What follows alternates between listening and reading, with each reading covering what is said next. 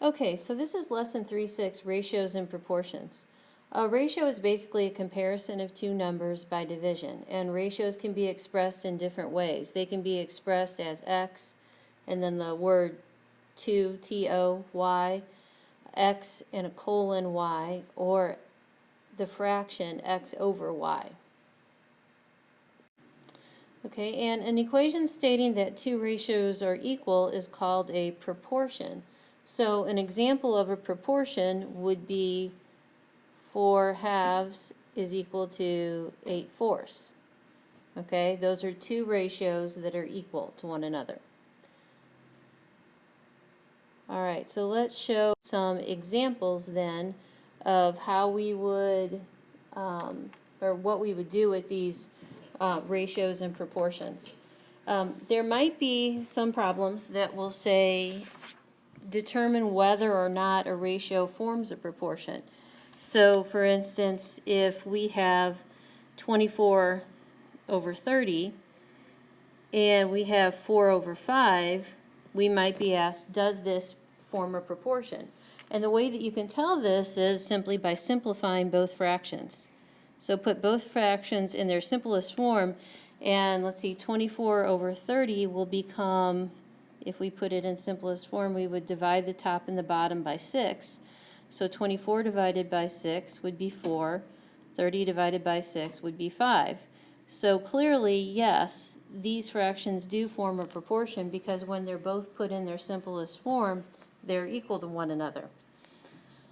All right, let's pick another example. Another way that you can tell whether or not something forms a proportion is by doing a cross product. This is just another method. The simplest form is one method. Using cross products are another method. So, for instance, if we were to try to determine whether or not, let's see, let me pick an example here. 4 elevenths and 12 33rds formed a proportion, then we could either put them both in simplest form and then figure that out, or we could use cross products, which means we would take 4 times 33 and see if that is equal to 12 times 11. Okay, so cross products. 4 times 33, does that equal 12 times 11? Okay, and in this case, the answer is yes, because they both equal 132. So if their cross products are equal, that's another way of telling whether or not it forms a proportion. Okay, simplest form, put them both in simplest form. If they're the same fraction, yes, it forms a proportion. If you do take the cross products of the two fractions and it comes out to the same number, then yes, that also means that it forms a proportion. Okay, and the other thing that we'll be asked to do is to solve proportions. So, for instance, if we have 4 over x and it's equal to 2/10, then the way that I can solve for x is to do cross multiplication.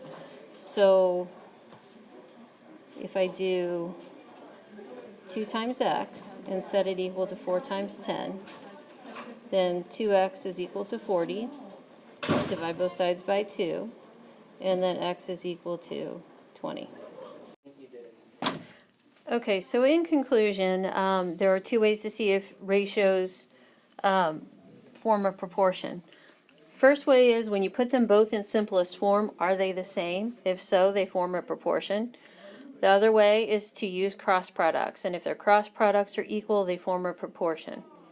And the way we solve proportions is cross multiply and then solve for x. So that's it for today.